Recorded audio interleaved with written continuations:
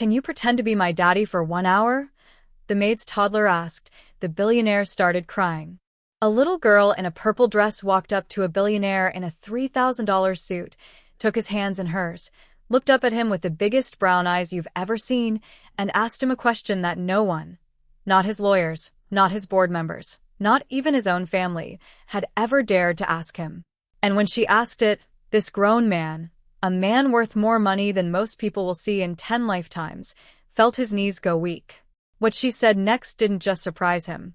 It broke something open inside him that had been locked shut for over 20 years. Stay with me because this story isn't about money. It's about what money can never buy. Hey everyone, welcome back to the channel. Before we get started, I'd love to know, where are you watching from today? Drop your country in the comments. I read every single one. Today's story is one of the most emotional ones we've ever told here. It's about a lonely little girl, a broken billionaire, and 1 hour that changed both of their lives forever. I promise you, by the end of this, you're going to feel something you didn't expect. So grab a blanket, get comfortable, and let's begin. Nobody in that house knew what was about to happen. David Whitman was 34 years old, and by every measure the world used to judge success, he had already won.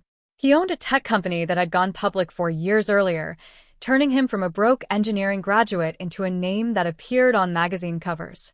He had a mansion in Palm Beach with floor-to-ceiling windows that looked out over the ocean, a garage full of cars he rarely drove, and a calendar so full that his assistant scheduled his showers. What David did not have was anyone waiting for him at the end of the day. His marriage had ended 2 years earlier, quietly, the way expensive things often end, with lawyers instead of shouting, with signatures instead of tears. There had been no children. His ex-wife had wanted them. David had always said not yet, because there was always one more funding round, one more product launch, one more reason to wait. By the time he was ready to say yes, she was already gone, and the house that could have been full of laughter stayed empty except for the housekeeping staff and the hum of the air conditioning. Maria Alvarez had been cleaning that house for 8 months. She was 30 years old, a single mother, and she worked harder than anyone David had ever employed. She arrived at 7 in the morning and often didn't leave until the sun went down, and every single day, she brought her 3-year-old daughter, Sophia, with her, because daycare cost more than Maria's paycheck could cover, and there was no one else to watch her. David barely noticed the child at first. He worked from his home office most days, headphones on, calls back to back, and Sophia was under strict instructions from her mother to stay quiet, stay small, stay out of the way of the important man. Maria would set up a little corner in the laundry room with coloring books and a blanket, and Sophia would sit there for hours, drawing pictures of families that didn't look like hers, a mommy, a daddy, and a little girl, holding hands under a yellow sun. Sophia's father had left before she was born. She had never met him. She didn't remember his voice, his face, his smell, nothing. All she had was the word daddy and the shape of an idea, built from cartoons and picture books, and the fathers she saw picking up other kids from the park while her mother scrubbed floors in a stranger's mansion. One Tuesday afternoon in October, everything changed, not with a bang, but with the softest, smallest sound in the world, the sound of tiny feet on marble floor. David was sitting in the living room, reviewing a contract that would make his company another $40 million when he heard it. He looked up, expecting Maria. Instead, he saw Sophia, standing a few feet away in her purple dress, staring at him with an expression he couldn't quite read. Curiosity. Courage.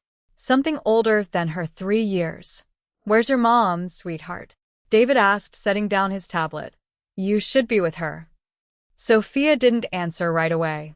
She took 2 steps closer, then 2 more, until she was standing right in front of him, close enough that he could see the crayon marks still on her small fingers. And then, without any warning at all, she reached out and took both of his hands in hers. David froze. He wasn't a man who was used to being touched by strangers, let alone by a 3-year-old with brown skin and curls escaping her ponytail and eyes that seemed to be searching his face for something specific. "Mister," Sophia said, her voice small but steady, "can you pretend to be my daddy? Just for 1 hour?"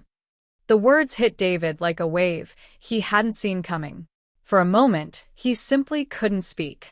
Behind Sophia, in the hallway, Maria appeared, her hand flying to her mouth in horror as she realized what her daughter had just asked the most powerful man she had ever worked for. Sophia. No, baby, we don't. I'm so sorry, sir. She doesn't understand. But David held up a hand, still looking at the little girl in front of him, whose fingers were still wrapped around his, whose eyes were still waiting for an answer.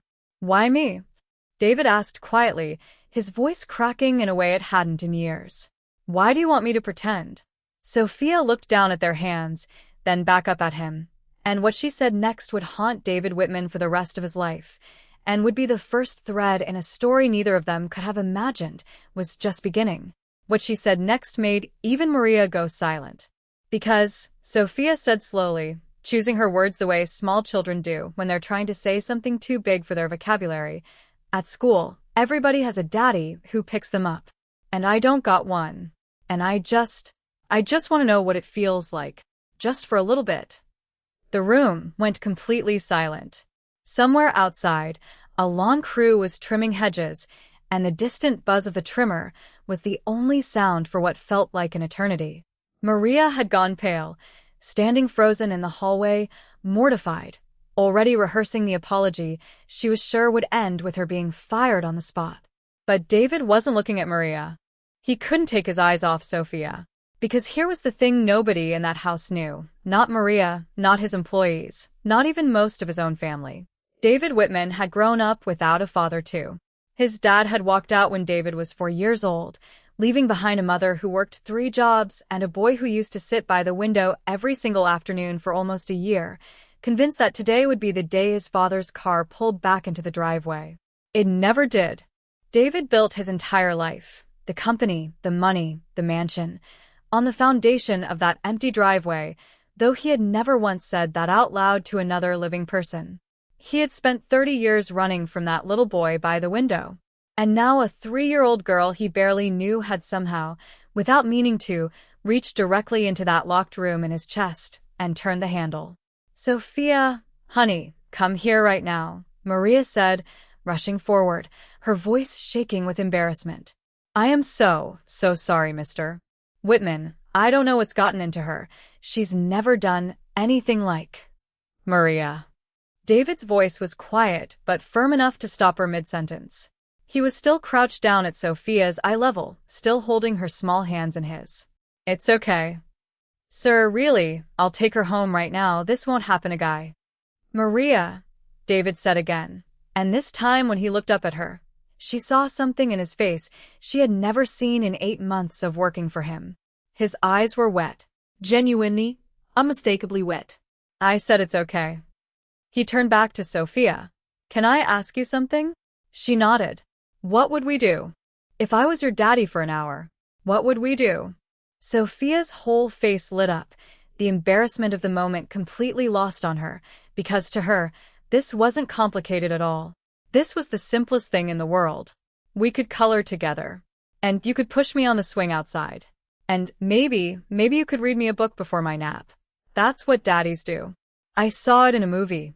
David felt something crack open in his chest, wide and sudden, like ice breaking on a lake in spring. He thought about the $40 million contract sitting untouched on the couch behind him. He thought about the calls waiting in his inbox, the board meeting at 4, the version of his life that had been running on autopilot for a decade. And for the first time in longer than he could remember, none of it felt more important than the tiny hand still holding onto his finger. Okay, David said softly. 1 hour. I can do that. Maria opened her mouth to object again, but something in David's expression told her this wasn't a moment to argue with. She nodded slowly, tears in her own eyes now, and stepped back. For the next hour, the billionaire who canceled meetings with senators sat cross-legged on his marble floor, coloring a picture of a son with a 3-year-old girl who colored outside every line without a hint of worry. He pushed her on the tire swing that had been installed by the previous owners and had never once been used in the 2 years David had lived there. He carried her on his shoulders through the garden, ducking under the low branches of the orange trees while she shrieked with laughter loud enough that 2 of his security guards came to check if everything was all right. And then, as the hour came to its end, David sat in the reading nook by the window, the same kind of window he used to sit by as a boy, waiting, and read Sophia a book about a bear looking for his mother in the forest, his voice growing thick and strange in places he didn't expect, until Sophia's eyes grew heavy and she fell asleep against his arm, her small hand still curled around one of his fingers. Maria stood in the doorway, watching, not saying a word, tears silently rolling down her face. David looked up at her and, for the first time since she'd started working there, really looked at her. Not as the woman who cleaned his floors, but as a person who had been carrying an entire world on her shoulders alone. "Maria," he whispered, "careful not to wake Sophia. Can we talk? There's something I need to tell you. About my own father. And about what today just did to me." Maria stepped further into the room, sensing that whatever was about to happen next would change everything. What David said next no one, not even he, saw coming. Maria sat down slowly in the armchair across from him, her eyes flicking between David's face and her sleeping daughter, still nestled against his arm. She had never seen him like this. In 8 months, David Whitman had been polite, distant, professional, and occasionally short-tempered when deals fell through. She had never once seen him look breakable. "My father left when I was 4, David began, staring down at Sophia's small, peaceful face rather than at Maria. "Just like Sophia. Except I do remember him. That's the part nobody knows. I remember exactly what he sounded like. I remember he used to whistle when he shaved in the morning. I remember the smell of his cologne on his jacket, which my mother kept hanging in the closet for almost 2 years after he left, because some stupid part of her and some stupid part of me thought he'd come back for it." Maria didn't say anything. She just listened, the way you listen when someone is finally letting something out that's been buried for decades.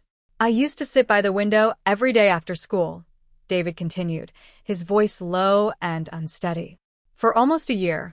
I told myself if I just waited long enough, if I was just good enough, quiet enough, he'd pull into the driveway. He never did. And somewhere along the way, I decided the reason he left was because we weren't enough.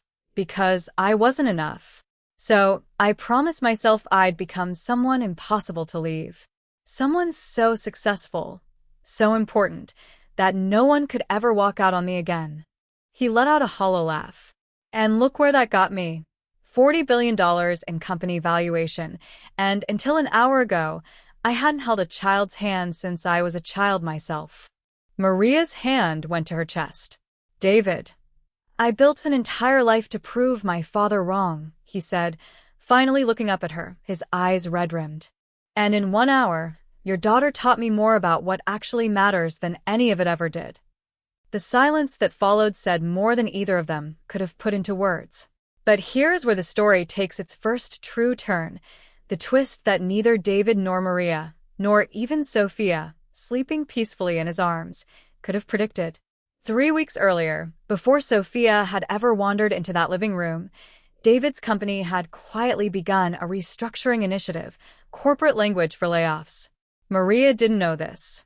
What Maria also didn't know was that her position, residential housekeeping staff, fell under a third-party contracting company that managed David's estate, a company that had, 2 days before this very afternoon, sent David a list of contracts being terminated to cut costs. Maria's name was on that list.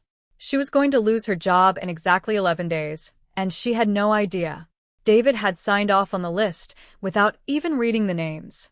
It was a routine document among 100 others that week. He hadn't thought twice about it, until this moment, holding a sleeping child who had just given him the most honest hour of his adult life, a child who was about to lose the only steady income her mother had. The realization hit him like a fist to the chest. "Maria," he said slowly, his stomach turning cold, "I need to check something. Give me 1 second." He gently, carefully, shifted Sophia off his arm and laid her down on the couch cushions, tucking a throw blanket around her small frame. Then he walked, almost in a daze, to his office, Maria following behind him, confused and increasingly worried. He pulled up the document on his laptop. His eyes scanned down the list of names under Estate Services, termination effective November 1st. And there it was, Third from the bottom, in plain 12-point font, as if it were nothing at all. Alvarez, Maria, housekeeping, contract terminated. David stared at the screen, his hands trembling slightly, the same hands that had been holding Sophia's just an hour before. Maria, he said, turning the laptop toward her, his voice barely above a whisper. I need you to look at this. And I need you to know I did not know. I swear to you, I did not know until right now. Maria leaned forward, read the words, and felt the floor drop out from under her. What happened in the next 10 minutes changed the course of both their lives forever. Maria's hand flew to her mouth, and this time it wasn't embarrassment. It was pure, unfiltered panic. 11 days. 11 days until the only income keeping a roof over her and Sophia's had disappeared. She had no savings to speak of. Every dollar she earned went straight to rent, to Sophia's few clothes, to the small mountain of medical bills from an ER visit last winter when Sophia had a bad fever and Maria, uninsured, had no choice but to take her anyway. I didn't know, Maria whispered, more to herself than to David. I didn't know this was coming. I have nowhere, I don't have family here, I don't have. Her voice broke completely, and she sat down hard in the chair, burying her face in her hands. David stood there for a long moment, staring at the woman who had spent 8 months keeping his house spotless, while silently carrying a weight he had never once asked about. He thought about all the mornings he'd walked past her in the hallway, nodding a distracted greeting, never once wondering what her life looked like outside these walls. He thought about Sophia's small hand in his. He thought about the window he used to sit by as a boy, waiting for someone who never came back, and how easy it would be, right now, for him to become exactly that kind of absence in someone else's story, simply by doing nothing. Maria, look at me, David said, kneeling down in front of her chair the same way he had knelt in front of Sophia an hour earlier. This is not happening. Not to you. Not to her. You don't have to. I know I don't have to, David interrupted gently. That's exactly the point. I don't have to do anything for anyone, and that's been my whole problem for 20 years. But I'm choosing to. Right now. Today. He picked up his phone and, in front of her, called his head of estate operations. His voice was calm but absolutely unshakable in a way Maria had never heard from him. Pull Maria Alvarez off that termination list immediately. In fact, I want you to draft a new contract, full-time, direct employment, not through the agency. Health insurance included. And I want it done by end of day tomorrow. Maria stared at him, tears streaming freely down her face now, unable to speak. David hung up the phone and looked at her. You're not losing your job. You're getting a better one. And Sophia is never setting foot in a laundry room again while you work. There's a whole house here. She can have an actual space. Toys. A real bed for her naps instead of a blanket on the floor. David, I can't ask you for. You didn't ask, he said quietly. Your daughter asked me to be her father for an hour. I think the least I can do is make sure she's not scared of where she's going to sleep next month. It was in that moment, kneeling on his office floor, both of them crying, the late afternoon sun slanting gold through the windows, that something shifted permanently between David Whitman and Maria Alvarez. It wasn't romantic, not yet, not in the way either of them would later admit to friends and family. It was something more foundational than that. It was the birth of a family none of them had known they were building. Over the following weeks, David found himself finishing work earlier. Not because the empire ran itself, but because he wanted to be home in time to see Sophia's crayon drawings, to hear about her day, to sit at the kitchen table while Maria cooked dinner for the 3 of them instead of David eating alone in a dining room built for 12. He started asking questions about the world outside his office for the first time in a decade. He learned that Maria had come to the United States from Guatemala 8 years earlier, fleeing a dangerous situation she rarely spoke about in detail, working 3 jobs at once before landing the housekeeping position that had, in its own strange way, saved her life, and was now, somehow, changing his. He learned Sophia's favorite color was purple, that she was terrified of thunderstorms, that she wanted to be a veterinarian when she grew up so I can hug all the sick puppies, and that she said, I love you, to people with the same ease and honesty that most adults reserved for only the safest, most trusted people in their lives, because to Sophia, love wasn't something you earned. It was something you gave freely and hoped someone would catch. David caught it. For the first time in his adult life, he caught it and he held on. But not everyone was happy about what was happening in that house. Word travels fast in circles like David's, and it wasn't long before his family began to notice the changes. His mother, who had raised him alone after his father left and had watched her son build walls around his heart for 30 years, was cautiously overjoyed the first time she visited and found a child's drawing taped to David's refrigerator, a crude crayon sketch of 3 stick figures holding hands under a yellow sun, labeled in shaky toddler handwriting, "Me, Mommy, and Mr. David." But others in David's orbit were far less understanding. His sister, Claire, who had never fully recovered from their father's abandonment either, and had built her own defenses in a very different way, through control, through skepticism, through an almost obsessive need to protect her brother from being taken advantage of, was the first to voice her concerns out loud. "David, you barely know this woman," Claire said over the phone one evening, her voice tight with worry. "You're telling me you gave her daughter a room in your house? You changed her employment status? Do you understand how this looks? Do you understand what people will say?" "I don't care what people will say," David replied evenly, though his sister's words had needled something in him he didn't want to admit. "You should care. What if this is exactly what it looks like from the outside?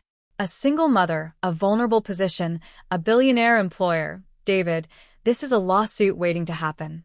Or worse, this is someone taking advantage of you." David felt his jaw tighten. "Claire, Maria has never once asked me for anything.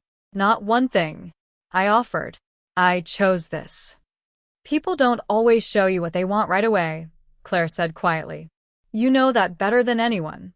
Dad didn't show us who he really was until it was too late either." The comparison landed like a slap, and for a moment, David couldn't respond at all. His sister wasn't trying to be cruel, she loved him, and her fear came from the same wound as did.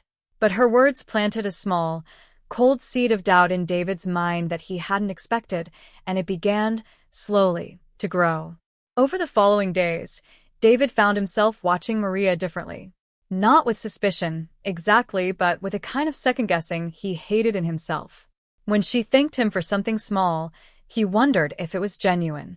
When Sophia asked him to read another book before bed, some ugly, unfamiliar voice in the back of his mind whispered, "Is this really about you? Or is this about what you can give them?" He hated that voice. He recognized it as fear wearing the mask of caution, the same fear that had kept him from having children of his own for years, the same fear that had ended his marriage.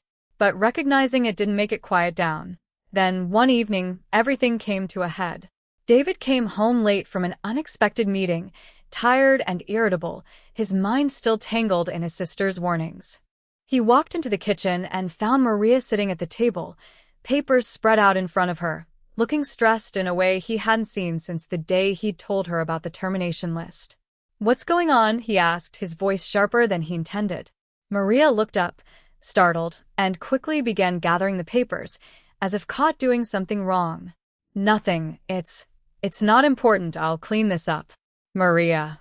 His voice softened slightly, but the suspicion his sister had planted was still there, simmering beneath the surface. "What is it?" She hesitated, then slid one of the papers toward him. It was a letter, official, formal, from an immigration attorney's office. David's stomach dropped as he read the header. A case number, a hearing date 3 weeks away, and the words that made his blood run cold. "Deportation proceedings, status review."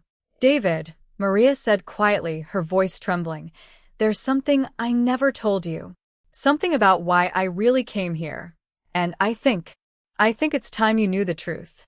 What Maria was about to reveal would test everything David thought he understood about her. David sat down slowly across from her, the letter still in his hand, his heart pounding in a way that had nothing to do with his sister's warnings and everything to do with the fear in Maria's eyes. 8 years ago, Maria began, her hands folded tightly in her lap. "I didn't come to this country the way most people think. I didn't have a work visa. I didn't have papers waiting for me at the border. I came because a man back home, Sophia's biological father, was dangerous. Not dangerous the way you're imagining. He was connected to people involved in something I still don't fully understand, something violent, something that made it unsafe for me to stay, especially once he found out I was pregnant and refused to be involved in the way he wanted to be. David listened, silent, his grip on the letter tightening. I crossed with almost nothing, Maria continued. I worked jobs that paid me in cash, so I wouldn't have to explain my status. I lived in fear every single day that someone would find out and send me back, or worse, that they'd find a way to take Sophia from me, because I wasn't legal. I applied for asylum status 2 years ago, but the system is slow, David. Painfully slow. And 3 weeks ago, before I ever met you, before Sophia ever walked into your living room, I got a letter saying my case had been flagged for review. That's the hearing. That's what this is. Why didn't you tell me? David asked, his voice quieter than he expected, all his sister's suspicions dissolving in the face of Maria's very real terror. Because I was scared, Maria said, tears finally spilling over.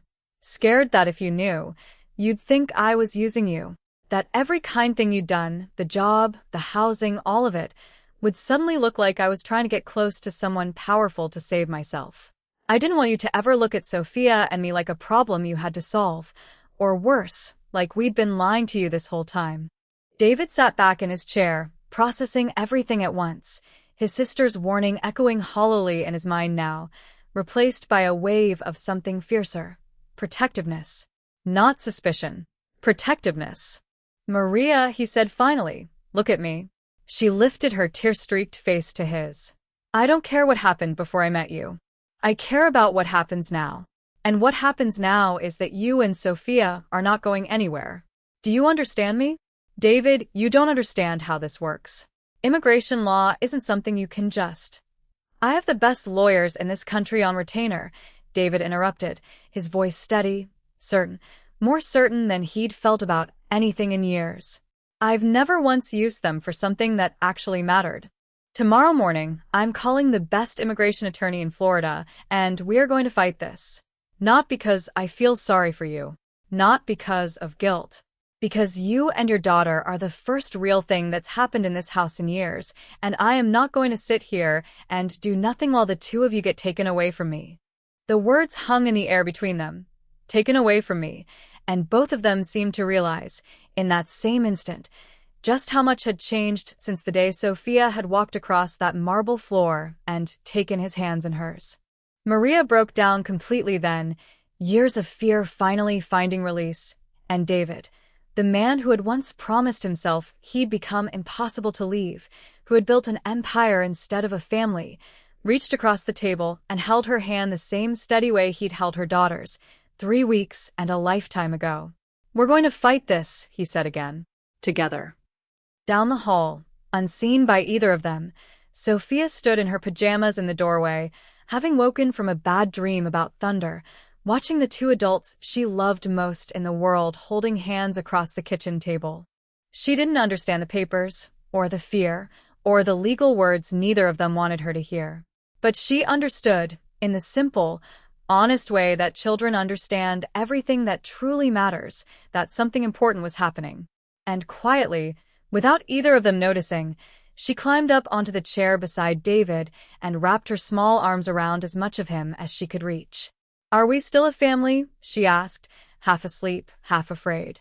David looked down at her, then across at Maria, and for the first time in over 20 years, he answered a question about family without a single trace of doubt in his voice.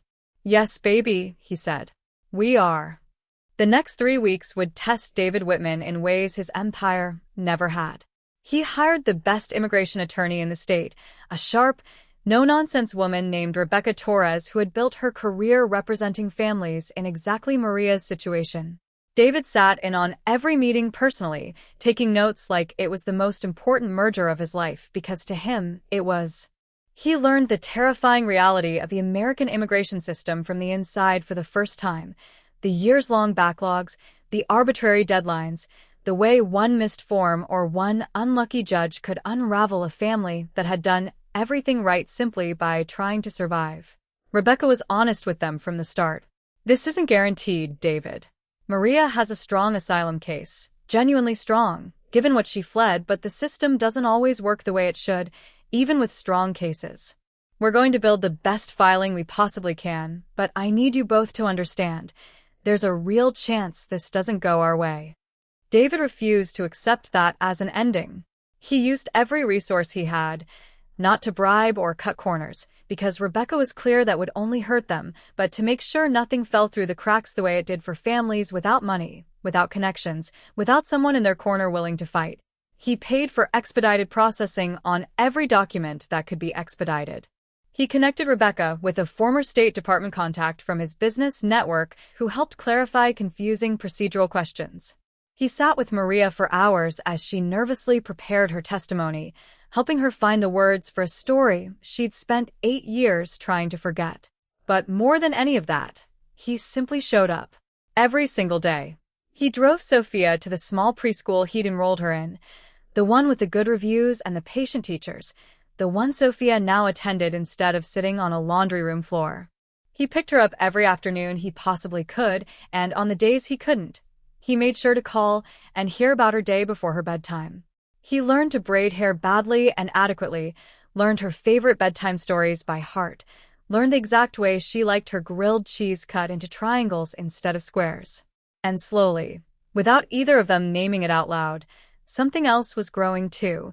Something between David and Maria that went beyond gratitude, beyond partnership, beyond the strange circumstances that had brought them together. It was in the way David found himself waiting for her laugh at dinner, the way Maria found herself telling him things about her past she'd never told anyone, the way both of them had started, quietly, to imagine a future that included the other. Claire, David's sister, came to see him again in the second week, expecting to find the same brother she'd warned before. Instead, she found him at the kitchen table late one night, surrounded by legal documents, exhausted, invested in a way she had never once seen him invested in his own company. "I was wrong," Claire said simply, standing in the doorway, watching him work. David looked up, surprised. "About what?" "About all of it. I thought I was protecting you.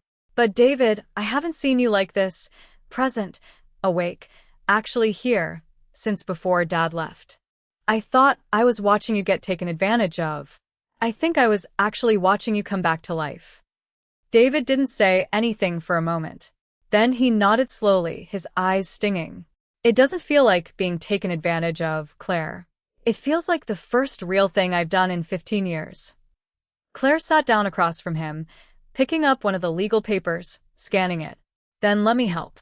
I know people in immigration policy from my nonprofit work. Let me make some calls." For the first time since their father left, brother and sister worked side by side on something that mattered more than either of their own separate, guarded lives, fighting for a family neither of them had expected, but both of them had come to love. The hearing date arrived on a gray Tuesday morning in late November.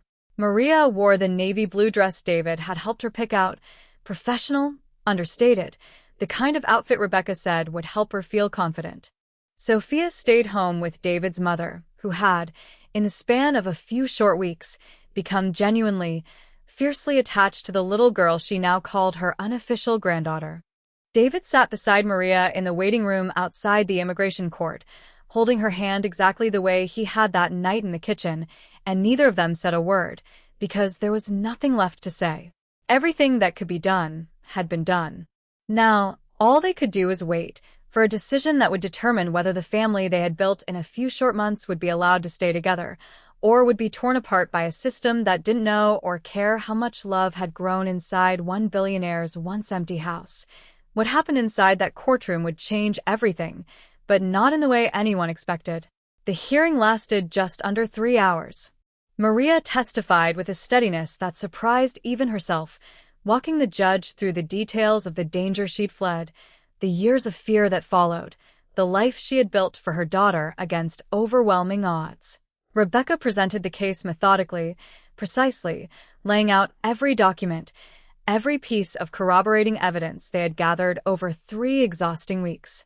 David sat in the gallery, unable to speak on Maria's behalf in any official capacity, forced instead into the agonizing role of silent witness, watching the woman he had come to love lay her entire life bare in front of a stranger with the power to decide her fate.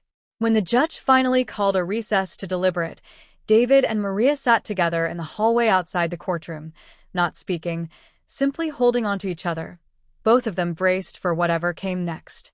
An hour later, they were called back in. The judge, an older woman with tired but kind eyes, looked over her glasses at Maria for a long moment before speaking. Ms. Alvarez, this office sees hundreds of cases like yours every year.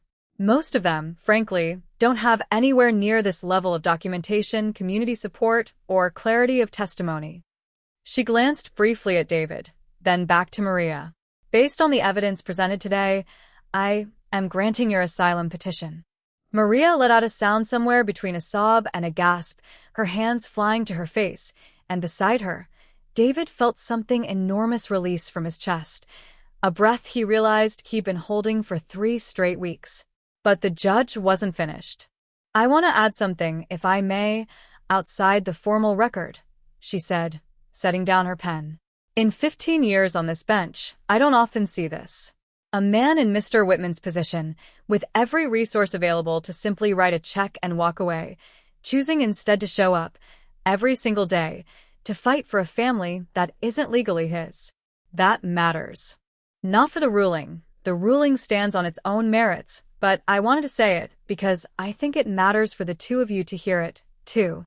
Outside the courthouse, Maria collapsed into David's arms, crying harder than he'd ever seen her cry, relief and exhaustion and disbelief pouring out of her all at once.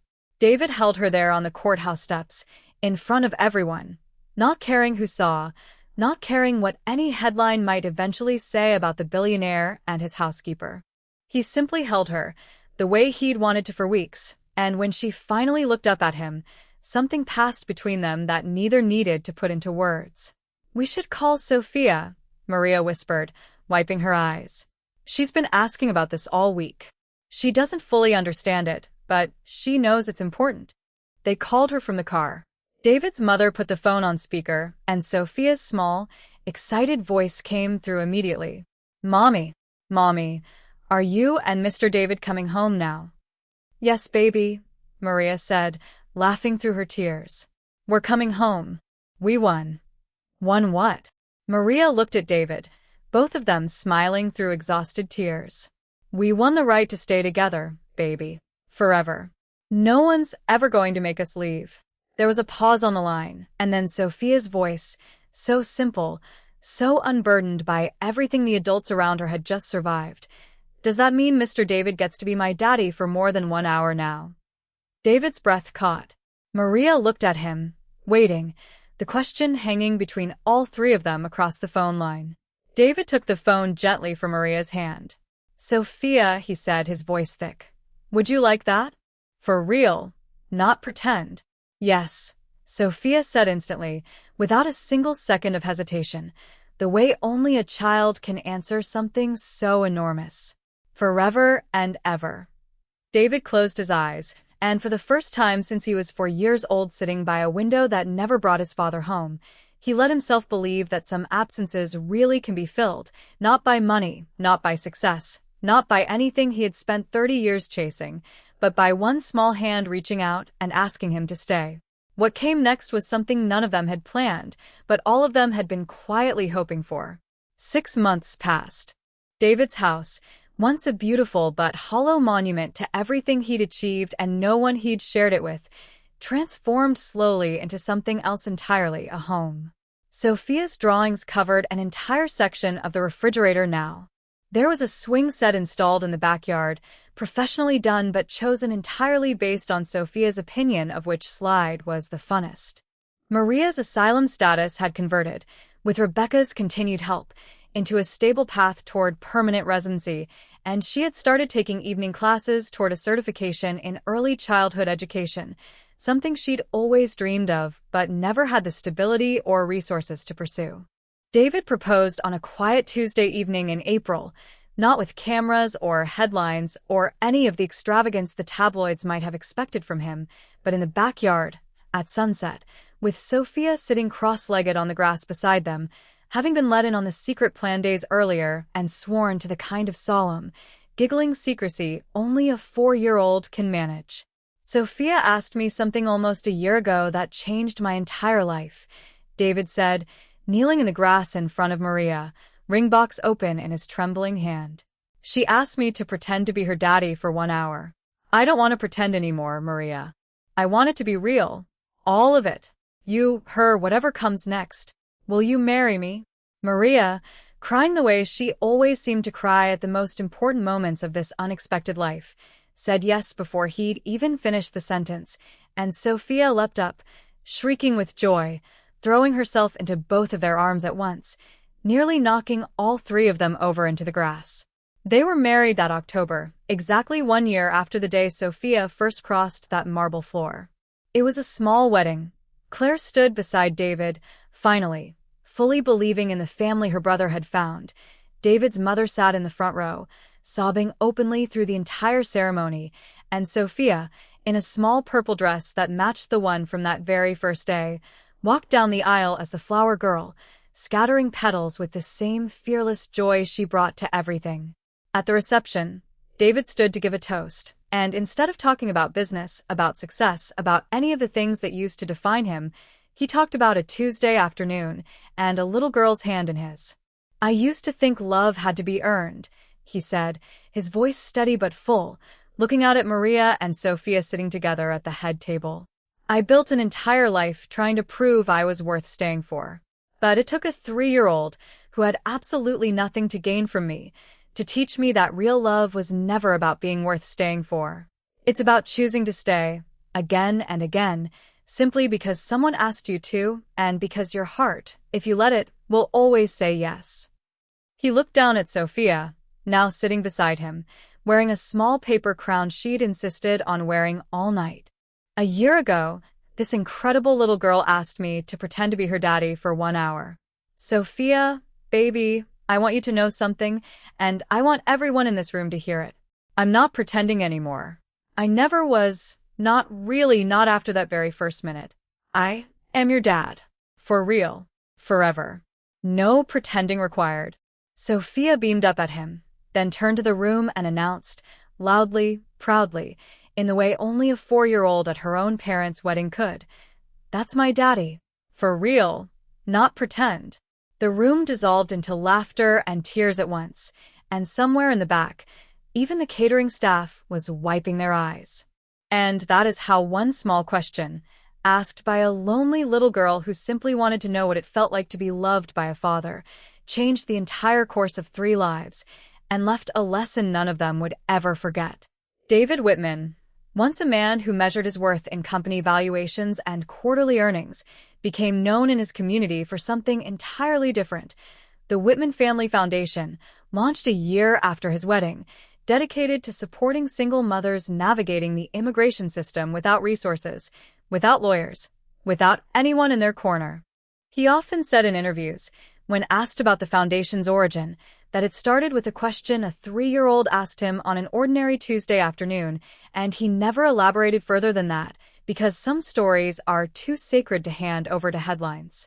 Maria finished her certification and eventually opened a small early childhood learning center of her own, one specifically designed to be affordable and welcoming for working parents who had nowhere else to bring their children during long shifts, the very thing she'd once needed and never had.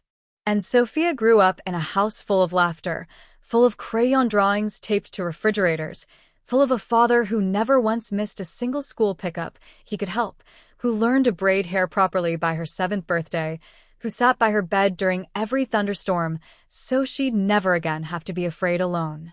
She grew up knowing, without a shadow of a doubt, exactly what it felt like to be chosen, not out of obligation, not out of guilt, but simply because one afternoon, she had the courage to ask a stranger to hold her hand, and he never let go. If there's one thing this story teaches us, it's this. The people who change our lives most profoundly rarely arrive the way we expect. Sometimes they don't come with grand gestures or perfect timing. Sometimes they come as a small hand reaching for yours in a quiet living room, asking for nothing more than one honest hour. And sometimes if we're brave enough to say yes, really, truly say yes, that 1 hour turns into a lifetime. David Whitman had everything money could buy, and none of it meant anything until a little girl in a purple dress taught him that the most valuable thing in this world was never for sale. It could only be given, freely, hand to hand, heart to heart, the same way it had been given to him, on an ordinary Tuesday, by someone who had absolutely nothing except the courage to ask. If this story touched your heart today, we'd love for you to hit that like button. It truly helps this channel reach more people who need to hear stories like this one. And if you haven't yet, please consider subscribing, because we have so many more emotional, true-to-life stories coming your way. And if you know someone who could use a reminder today that love isn't about what you have, but about who you choose to show up for, please share this story with them. You never know whose heart needs exactly this today. Thank you for watching until the very end. We'll see you in the next story.